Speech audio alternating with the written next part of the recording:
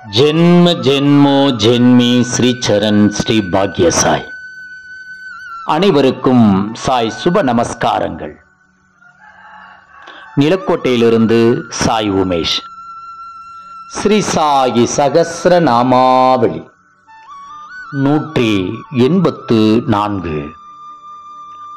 ஓம் உத்தமோத்தார கர்மக்ருதே நமக. மக்களை நல்வழிப்படுத்தி உயரிய நிலையை அடைய செய்யவே செயலாற்றுபவருக்கு நமஸ்காரம்.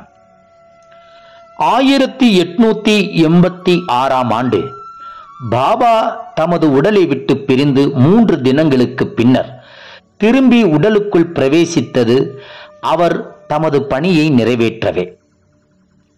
ரிணானு பந்தத்தால் நேரடியாகவோ மறைமுகமாகவோ தம்முடன் தொடர்பு கொண்ட பல்லாயிரக்கணக்கான மக்களுடனும் தாம் பிறவி எடுத்து வந்த எந்த சமுதாயம் அல்லது மக்கள் கூட்டத்தின் மத்தியில் வாழ்கிறாரோ அவர்கள் எல்லோருடைய மேம்பாட்டையும் வளரச் செய்வதே அவருடைய அந்த பணி.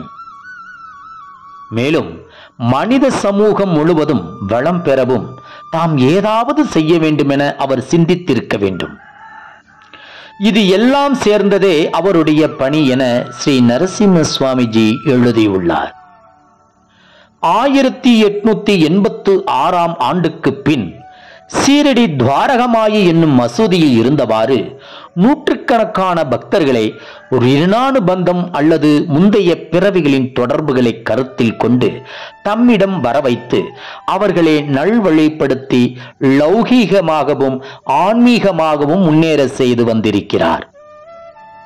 இவ்வாறு பாபாவால் வரவழைக்கப்பட்டு பயன்பெற்ற பக்தர்கள் மூலமாக, அதாவது நானோ சந்தோர்கர், தாஸ்கனு மகாராஜ், உபாச்சனி பாபா, தபோல்கர் போன்றவர்கள் மூலமாக மேன்மேலும் ஏராளமான மக்கள் பாபாவிடம் வந்து பயன் பெற்றனர். எல்லாவற்றையும் விட வியக்கத்தக்கது, தாம் மகா சமாதி அடைந்து சுமார் 15 ஆண்டுகளுக்கு பின்னர் தமிழகத்தை சேர்ந்த நரசிம்ம சுவாமிஜியை தமது சமாதி ஆலயத்திற்கு வரவழைத்து அவருக்கு ஆத்மானுபவம் கிட்டச் செய்து அவரை தமது பிரதான பிரச்சாரக்காரராக பாபா நியமித்து விட்டது. இன்று உலகம் முழுவதும் கோடிக்கணக்கான மக்கள் பாபாவை நாடி வந்து வேண்டும் வரங்களை பெற்று நல்வாழ்வு கிடைக்க பெற்றது அவரது பிரச்சாரத்தால். ஸ்ரீ நரசிம்ம சுவாமிஜி அவர்களின் 20 ஆண்டு சூறாவளி பிரச்சாரம், அவர் நிறுவிய சாயி ஸ்தாபனங்கள், பாபாவை பற்றி அவர் எழுதிய எண்ணற்ற நூல்கள், இதுவே காரணம். ஜெய் குரு சாய். நற்பவி சாய் ராமா. ஜெய் குருதேவ தத்தா.